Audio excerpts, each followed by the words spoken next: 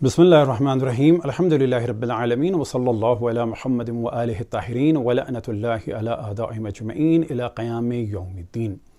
इस वक्त तकरीबन तमाम दुनिया में सोशल मीडिया पर उर्दू बोलने वालों के दरमियान एक मौजू को डिस्कस किया जा रहा है और वो है तुरबत इमाम हुसैन अलैहिस्सलाम की नीलामी। अब यहाँ पर हम तवज्जो दिलाएं कि उमूमन इफ़रात और तफरीत यहाँ पर नज़र आ रही है। बस सबसे पहले हम तवज्जो दिलाएं कि जिस तरीके से डोनेशन मांगा जा रहा था और लफ्ज़ इस्तेमाल किया गया तुरबत इमाम हुसैन अलैहिस्सलाम को देने के लिए बिड या नीलाम का, तो ये क़त्अन और 100% नामुनासिब तरीक़ा, और जो महफ़िल थी वो भी इन मुक़द्दसात के मुताबिक नामुनासिब थी, और जिस तरह से तालियां बजाई जा रही थीं वो भी गो के ताली बजाना जायज़ है, लेकिन इन मुक़द्दस चीज़ों की ख़रीद व फ़रोख्त या बअल्फ़ाज़ दीगर हदिये में देने के दौरान तालियां बजाना नामुनासिब है। बस ये चीज़ ज़हन में रहे कि एक मौजू है हराम और हलाल का, और दूसरा मौजू है गैर अखलाक़ी या जिस माशरे में हम रहते हैं उसमें उस चीज़ को मुनासिब नहीं समझा जाता। मिसालें आपके सामने कुछ पेश करते हैं कि जब कुरान किसी को दिया जाता है गो कि वो मामला शरई है, कुछ दिया जा रहा है, कुछ लिया जा रहा है, लेकिन बेचने के बजाय वहाँ लफ्ज़ इस्तेमाल किया जाता है हदिये का। इसी तरीके से जब कुरान पढ़ाया जाता है और उजरत के तौर पे जो पैसा लिया जाता है उसके लिए भी कहा जाता है हदिया। और हम मिसालें देख सकते हैं कि जब आइम्मा अलैहिमुस्सलाम के मुबारक हरमों में क़ुबूर दी जाती हैं या जो लोग क़ुबूर लेते हैं वहाँ पर मामला लैन और दैन का ही है, लेकिन वहाँ पर भी लफ्ज़ इस्तेमाल किया जाता है हदिये का। अब ये भी हम बताते चलें कि बाज़ दफ़ा मामलात में लैन और दैन बेचने और ख़रीदने के उन्वान से है, और बाज़ दफ़ा मामलात में एक लैन दैन है कि जिसके बाद इंसान मालिक भी बन जाता है, और वो है हिबा मुअव्वज़ा। यानी एक शख्स कहे कि मैं आपको तोहफ़े के तौर पर ये दूंगा और आप मुझे तोहफ़े के तौर पर वो चीज़ दीजिएगा। अब दोनों शख्स दावा करेंगे कि हमने बेचा या ख़रीदा नहीं है, लेकिन एक दूसरे को हदिया दिया है और ये हदिया वाजिब है, यानी इसके बाद मालिक बन जाएंगे। तो यहाँ पर भी मामला यही है कि कुरान भी दिया जाता है और लिया जाता है, और इस वक्त तमाम दुनिया में खुसूसन अगर ऑनलाइन लिया जाए तो वहाँ पर भी लफ्ज़ हदिया नहीं इस्तेमाल होता। मुमकिन है बाज़ वेबसाइट पे हो जाता हो, लेकिन उमूमन यही कहा जाता है कि इसकी क्या कीमत है या इसका क्या हदिया है।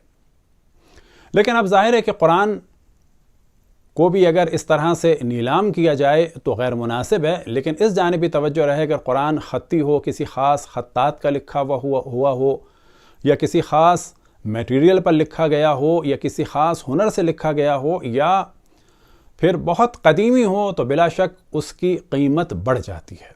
यानी डिमांड करने वाला चाहे उसकी कीमत ले चाहे उसका हदिया ले, उसकी कीमत बढ़ जाएगी। बस पहला मौजू यह है कि फ़िक़ी एतबार से कुरान की लेन देन या मुक़द्दस चीज़ों की लेन देन जायज़ है, यानी किसी को वो चीज़ दी जाए और किसी से वो चीज़ ली जाए। अब जब मामला आता है तुरबत मुक़द्दस इमाम हुसैन अलैहिस्सलाम का, तो एक रिवायत पेश की जाती है कि जो कामिलुज़ ज़ियारा में इब्न क़ौलवई की किताब से है। ये रिवायत मंसूब है इमाम जाफ़र सादिक़ अलैहिस्सलाम से, और आप फरमाते हैं मन बाअ तीना क़ब्र हुसैन फ़इन्नहु यबीउ लहमल हुसैन व यश्तरीह। कामिलुज़ ज़ियारात अबुल क़ासिम जाफ़र बिन मोहम्मद क़ुम्मी इब्न क़ौलवई।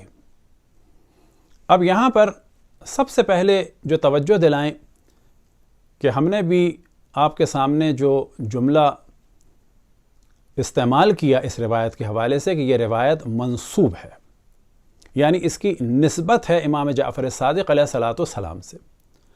अब अगर इमाम से ख़ुद सुना हो या यकीनी हो तो बिलाशक ये कौल है, उसका इनकार करना बिल्कुल हराम इलाही है और खुदा रसूल और आइम्मा अलैहिमुस्सलाम की मुखालफत है। لیکن اس روایت ہی میں لکھا ہوا ہے مرفوعاً، یعنی یہ روایت مرفوع ہے۔ مرفوع کے کیا معنی؟ کہ جس کا ایک یا کچھ راوی ساقط ہو گئے ہوں، ان کا ذکر نہ کیا گیا ہو۔ اسی وجہ سے تمام علماء کرام نے تربت امام حسین علیہ السلام کے معاملے کے بارے میں حرام کا حکم نہیں لگایا، بلکہ فرمایا ہے کہ یہ مکروہ ہے۔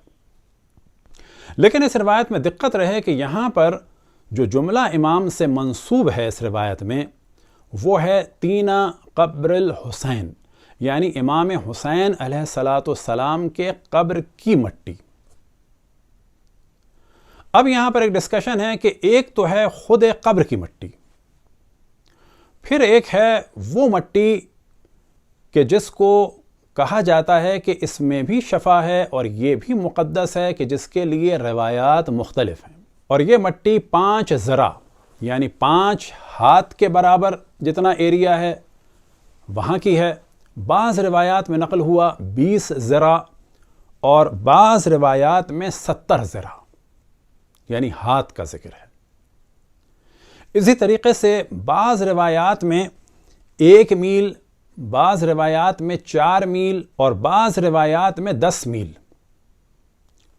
تیسری قسم کی روایات ہیں کہ جس میں نقل ہوا کہ 1 فرسخ شرعی یا 5 فرسخ، اور 1 فرسخ ہے تقریباً 5 سے 5.5 کلومیٹر کے درمیان، کیونکہ اس کی کیلکولیشن میں علماء کا علمی طور پر اختلاف ہے کہ 1 فرسخ کتنا ہے، وہ تقریباً 5 سے 5.5 کلومیٹر ہے۔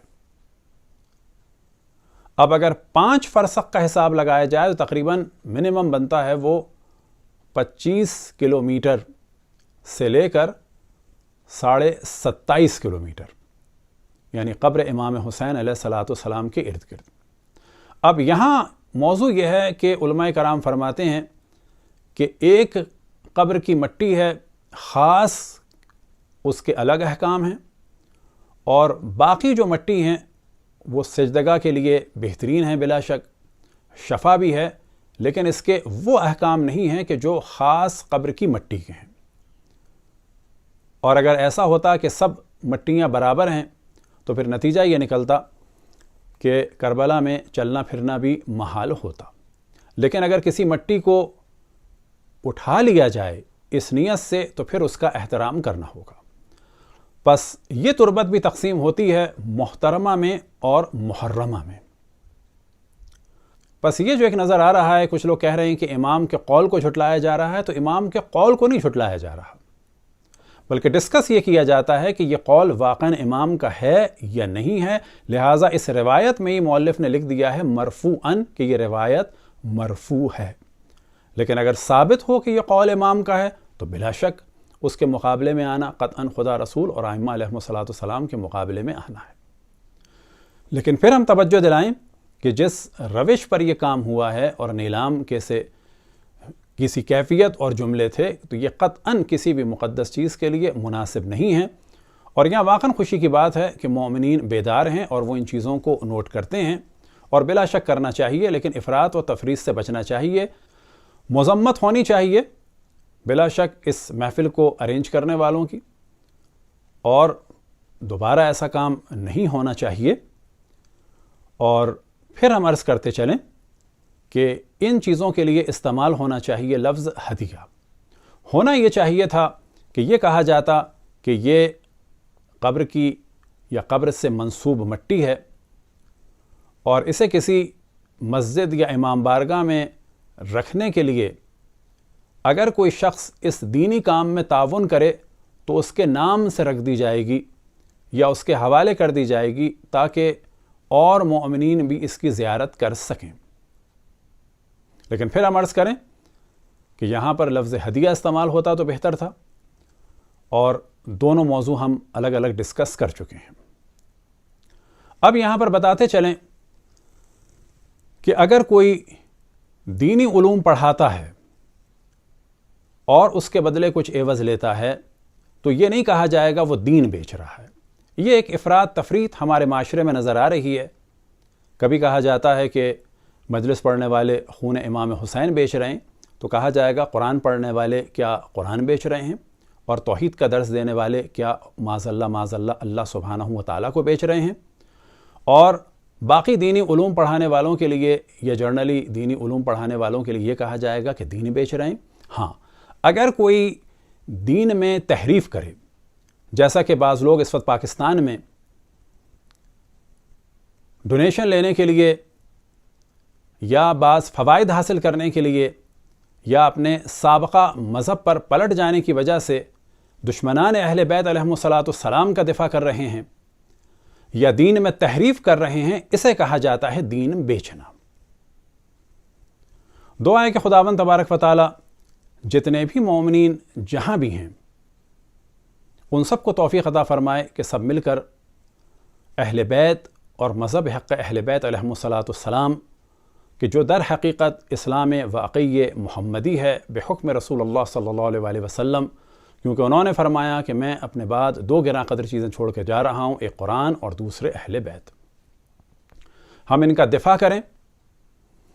اس وقت سفر کی وجہ سے اور کچھ طبیعت کی ناسازی کی وجہ سے اس موضوع کو ڈسکس کرنے میں دیر ہوئی، لیکن آخر میں پھر توجہ دلائیں کہ افراط اور تفریط نہ ہو، اور تیسری دفعہ توجہ دلائیں کہ یہ جو کام ہوا یہ قطعاً نامناسب کام ہے، اور یہاں پر بیچنے یا نیلامی کے بدلے لفظ ہدیہ استعمال کرنا چاہیے تھا، جس طرح سے حرم ائمہ علیہم السلام میں اگر کوئی تحرہ یا کپڑا دیا جاتا ہے تو وہاں یہی کہا جاتا ہے کہ یہ ہم آپ کو ہدیہ دے رہے ہیں اور اس کے بدلے آپ حرم میں اتنا ہدیہ جمع کرا دیں، یا یہی طریقہ ہے قبر حاصل کرنے کا، اور قرآن کے معاملے کے لیے بھی ہدیے ہی کا لفظ استعمال کیا جاتا ہے۔ وصلی اللہ علی محمد و آلہ الطاہرین۔